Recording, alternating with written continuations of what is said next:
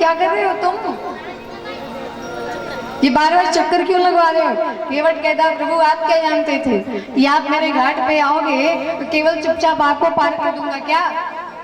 अरे जो मेरी 7 पीढ़ियां चली गई और जो हैं और जो आएंगी उन सारी पीढ़ियों को पार करूंगा, खुद को पार करूंगा, तब आपको पार लेकर के जाऊंगा। ऐसे आपको ले जाने वाला नहीं। भगवान बोले ये 2-4 चक्कर और लगाया तो कहीं जानकी को चक्कर ना आ जाए। गंगा मैया से कहा गंगा मैया आप कुछ करो। सो गंगा मैया उतावली होने लगी। केवट कहता माँ, हे गंगा मैया आप तो मेरी माँ हो और बेटे की पुकार सुनो, शांत हो जाओ। गंगा मैया ने कहा प्रभु अपने लाल के आगे मैं कुछ नहीं कह सकती। गंगा मैया भी शांत हो गई। और अब केवट भगवान को लेकर के उस पार आया, गंगा जी के इस पार लेकर आया है और भगवान के चरणों में प्रणाम किया। केवट उतरी दंडवत की। जब भगवान को केवट ने प्रणाम किया है तो भगवान थोड़ा उदास हो गए। उदास क्यों हो गए? बोले ये मुझे लेकर आया, किसी की गाड़ी में बैठोगे तो किराया तो देना पड़ेगा, पर हम तो तपस्वी फक्कड़ बन करके निकले, मेरे पास तो कुछ है ही नहीं, मैं इस केवट को क्या दूं? और मैंने कभी ऐसा किया नहीं, मैं किसी का कर्ज रखता नहीं हूँ और रघुवंशी होने के नाते ये निभाना पड़ेगा और ये हमारी प्रजा है, इनको तो देना ही पड़ेगा। भगवान कहते क्या दूं? सोच ही रहे थे लेकिन जानकी मैया समझ गई। पिय ही की सिए जान निहारी, मणि मुदेरी मन मुदित उतारी। बड़े प्रसन्न होकर के जानकी मैया ने अपनी मणियों जटित मुद्रिका को निकाला और भगवान को दे दिया। प्रभु ये उतराई मिली। आजकल की माताएं होती तो देखो, अगर बैठ जाए बस में तो उतरने के बाद सोचती हैं, पतिदेव अगर खड़े हैं, अगर नहीं है जेब में तो एक बार नहीं पूछेंगी है कि नहीं। कहते हम कहें दे यही निकालें, जहां मर्जी वहां से निकालें। और अब तो फोन पे का जमाना है, दें आराम से, हम देने वाले नहीं है। और जबकि माताओं के पास भी वही पैसा है जो अपने पति की जेब से सफाई करी है, कहीं बाहर से नहीं लाया। तुम्हारा जानकी मैया ने समझ लिया भगवान के मन को, क्योंकि सुनैना मैया ने जाते समय कहा था, विदाई के समय कहा था कि पति रुख लख्य आयसु अनुसरेहु। पति को कहना ना पड़े, उनका रुख देख करके काम कर देना। आज राम जी को कहना नहीं पड़ा, जानकी मैया ने रुख देख करके काम कर दिया। और जब मुद्रिका दे दी है, भगवान कहते लो केवट भैया अपनी उतराई। सो महाराज कहे कृपाल लेहु उतराई, केवट चरण पड़ा अकुलाई। केवट चरणों में गिर गया व्याकुल होकर के, प्रभु क्या कर रहे हो? अरे नाथ आज मैं कहाँ पावा प्रभु, आज मैंने क्या पाया नहीं, अब क्या पाना शेष रह गया। आप मिल गए हो, जानकी मैया मिल गई, लक्ष्मण भैया मिल गए, आपका चरण मिल गया, चरणोदक मिल गया, आपके कर कमलों का स्पर्श मेरे मस्तक से हो गया, आपने दोनों हाथ मेरे सर पे रख दिया, और अब क्या चाहिए प्रभु? मुझे कुछ नहीं चाहिए। लक्ष्मण जी ने कहा रख लो, इतनी उदारता मत दिखाओ, नहीं तो भूखों मरने लगोगे, ऐसे फ्री में मत पार करो सबको, ले लो। तो केवट जानता कि लक्ष्मण भैया थोड़ा टेढ़े हैं, तो केवट भी वैसे ही टेढ़ा बोला। केवट कहता है अरे महाराज कोई मजदूर किसी मजदूर से मजदूरी नहीं लेता है। लक्ष्मण जी ने कहा क्या मतलब? बोले मैं भी केवट, ये भी केवट, और जब ये भी केवट मैं भी केवट, तो इनसे क्या उतराई लेना? अब तो महाराज लक्ष्मण जी भड़क पड़े हैं, अरे केवट तू क्या कहता है कि मेरे भैया केवट है? कहाँ देखा है किसको पार लगाते? केवट कहता है सरकार आप नहीं जानते, मैं तो गंगा जी के एक छोटे से घाट का छोटा सा केवट हूँ, माझी हूँ, और तुम्हारे भैया बोले वो तो भव सागर से सबसे बड़े जो घाट है उस घाट के केवट है, ये तो खानदानी केवट है हमारा।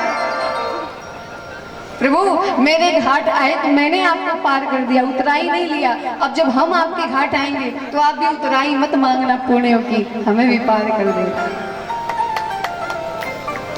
तो महाराज लोक परलोक सबकी बातें कर रहा है। भगवान गदगद हो गए, बोले कुछ तो रख लो। कहता नहीं प्रभु आते समय देंगे तो ले लूंगा, अभी आप बाहर जा रहे हैं ना, हम तो घर के हैं, हमें नहीं चाहिए, आते समय देंगे तो ले लूंगा, क्योंकि केवट जानता है पता नहीं प्रभु आएंगे तो हमारे घर आएंगे कि नहीं, लेकिन उधार रहेगा तो उधार चुकाने जरूर आएंगे, तो फिर चरण धोऊंगा, फिर चरणोदक मिलेगा। कितना होशियार है ये केवट। भगवान को लेकर के निषादराज बोले कि प्रभु मैं कुछ दूर आपको छोड़ दूं जंगल में, तब मैं वापस आ जाऊंगा। सुमंत्र जी महाराज सब देख रहे हैं और इधर ठाकुर जी प्रस्थान किए, प्रयागराज में पहुंचे। तीर्थराज प्रयाग की मुक्त कंठ महिमा भगवान ने गाई और उसके बाद भरद्वाज इत्यादि महात्माओं के आश्रम में जाते हुए वाल्मीकि जी के आश्रम में भगवान गए। जब वाल्मीकि जी के आश्रम में आए तो वाल्मीकि जी ने बड़ा स्वागत किया और कहा प्रभु आज मेरा जप तप पुण्य सब सफल हो गया आपके दर्शन से। भगवान वाल्मीकि जी के आश्रम में विराजे हैं तो एक बार भी नहीं कहा है कि मैं जंगल क्यों आया हूँ, या फिर जंगल आने में मुझे पिताजी ने भेजा है या किसी का दोष है। भगवान कितनी सुंदर बात कहते हैं, तात वचन पुनि मातु हित भाई भरत असरा, मो कहूँ दर्श तुम्हार प्रभु शब मम पुण्य प्रभाव। सरकार पिताजी के वचनों के कारण, माता के हित के कारण और अयोध्या को भरत जैसा साधु राजा के रूप में मिलेगा, इस कारण और मोह कहूँ दर्श तुम्हारे प्रभु, आपका दर्शन मुझे मिल रहा है, सब मम पुण्य प्रभाव। ये पुण्य का प्रभाव ही है जो आज मैं आपके सामने बैठा हूँ। अगर पिताजी मुझे अयोध्या का राज्य दे देते तो सत्संग मुझे नहीं मिलता, संतों का दर्शन मुझे नहीं मिलता। तो मेरी मैया कैकेयी ने मुझ पर बड़ा उपकार किया जो जंगल गए। कितना निश्चल होकर के भगवान बोल रहे हैं, कहते प्रभु वाल्मीकि जी से बोले भगवान कि अब बताइए मैं कहाँ जा कर के रहूँ, 14 वर्ष मुझे बिताना है, कहाँ रहूँ। वाल्मीकि जी ने कहा प्रभु आप मुझसे पूछते हो कि मैं कहाँ रहूँ, लेकिन मैं आपसे पूछता हूँ कि आप हो कहाँ नहीं, आप जहाँ ना हो वो स्थान में बता दो कि जा कर के वहाँ रहो। प्रभु आप तो हर जगह हो, हर कण कण में हो, आते कब हो, बोले जहाँ प्रेम होता है राम ही केवल प्रेम प्यारा, जान ले जो जान निहारा। भगवान को केवल प्रेम अच्छा लगता है, और जो जानते हैं ना वो इस बात को केवल समझते वही लोग जो भगवान के भक्त हैं। और जानेगा भी कौन, बोले सोई जाने जही देव जनाई, जानत तुम्हें हो जाएगी। प्रभु जिसको आप चाहेंगे कि मुझे जाने वही जान पाएगा, आप जिसे भक्त बनाना चाहेंगे वही भक्त बनेगा। और बाकी कितने पड़े हैं महाराज भक्त होने का ढोंग करते हैं, पर भक्ति लेश मात्र की नहीं होती। सोई जाने जही देव जनाई, जानत तुम्हें हो जाए। तुम्हें जानने के बाद अंतर नहीं रह जाता, जो भगवान को जान लिया वो भगवत में ही हो गया। क्यों? क्योंकि ईश्वर अंश जीव अविनाशी, हम सब ईश्वर के ही अंश हैं, सब भगवान के ही अंश हैं, उन्हीं से उत्पन्न हुए हैं। और ये बात जो जान लेगा वो कभी ये नहीं कहेगा कि मैं मरूं। कबीरदास कहते हैं कि मौत की भी मौत आएगी जब मेरी मौत आएगी, मृत्यु की भी मृत्यु आ जाएगी अगर मेरी मौत आई। क्यों? क्योंकि मैं अमर हूँ, मैं आत्मा हूँ, और आत्मा तो महाराज उसे कोई कुछ कर नहीं सकता है। नैनम चिंदन्ति शस्त्राणि नैनम दहति पावकः, शस्त्रों से भेदा नहीं जा सकता, अग्नि जला नहीं सकती, पवन देव उड़ा नहीं सकते, जल भिगा नहीं सकता। क्यों? क्योंकि मैं आत्मा हूँ और आत्मा पर ये सब प्रभाव है। जब ये भाव आएगा तब मौत की भी मौत आएगी जब मेरी मौत आएगी। सो महाराज वाल्मीकि जी कहते हैं प्रभु हर जगह तो आपको भगवान ने कहा वहां की बात मत करो, प्रभु अभी बताओ कि लीला कहाँ करूं मैं, अभिनय तो करना है ना, तो अभी कहाँ से अभिनय करूं। तो वाल्मीकि जी ने कहा प्रभु जिनके श्रवण समुद्र समाना, कथा तुम्हारी सुभग सरिनाना, बरहि निरंतर हो ही न पूरे, तिनके ही तुम कहूँ गृह रूरे। प्रभु जो भक्त आपके हैं कथा के रसिक, जिनका पेट कभी कथा से भरता नहीं है, उनके हृदय में आप जाकर के विराजा। और बोले जननी समझा नहीं पर रानी, धन पराए विषते विष भारी। जो दूसरों की बहन बेटियों को अपनी माँ बहन के समान जाने, दूसरों के संपत्ति को जहर से भी बड़ा जहर जाने ऐसे व्यक्ति के हृदय में जाकर के आप बसो। जो आपके भक्त हैं अपने भक्तों के हृदय में बसिए। प्रभु जिनका नियम है कि तुम ही निवेदित भोजन करें, प्रभु प्रसाद पट भूषण दरही, यानी जब भोजन करेंगे तो भगवान को भोग लगा करके, जो भोग लगेगा वही खाएंगे और भगवान को पहनाने के बाद तब पहनेंगे। कोई घर में नया वस्त्र आए तो सबसे पहले ठाकुर जी को पहनाइए, भगवान को चढ़ाइए, उनका दिया हो, क्योंकि हम तो चाकर हैं, हम चाकर रघुवीर के, हम तो उनके नौकर हैं। प्रभु आप अपना छूटन दे दो, अपना जूठन दे दो, उसी में हम संतुष्ट हैं। तो कोई कभी भी नया वस्त्र पहनिए तो उसको पहले स्वयं मत पहन लीजिए, पहले भगवान को पहनाइए। कभी स्वर्ण का आभूषण धारण कीजिए तो पहले भगवान को पहनाइए, क्योंकि स्वर्ण में कलयुग का भी वास है, भगवान का भी वास है, लेकिन कलयुग का भी वास है। राजा परीक्षित ने कहा था कि जाओ, 5वां स्थान सोने में दे दिया था। अब किसमें कलयुग है, किसमें भगवान है, कैसे पहचान करें? बोले जो अपनी मेहनत की कमाई से लाया गया है, धर्म पूर्वक लाया गया है, उसमें भगवान है। यदि भगवान को पहना करके पहना गया है, और जो 2 नंबर के पैसे से आया है, किसी को कष्ट पीड़ा दे करके आया है, उसमें कलयुग का निवास। बोलो जय सिया राम।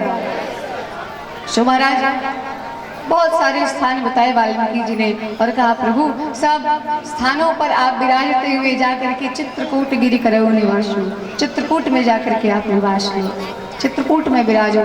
राम जी चित्रकूट में आए हैं और बस गए हैं, और ऐसा नहीं कि बस ऊपर से ही मन से ही खुश है ना, प्रभु हृदय से भी गदगद है, क्योंकि कहते चित्रकूट रघुनंदन छाए, भगवान छा गए चित्रकूट में, इतना अच्छा लगता है।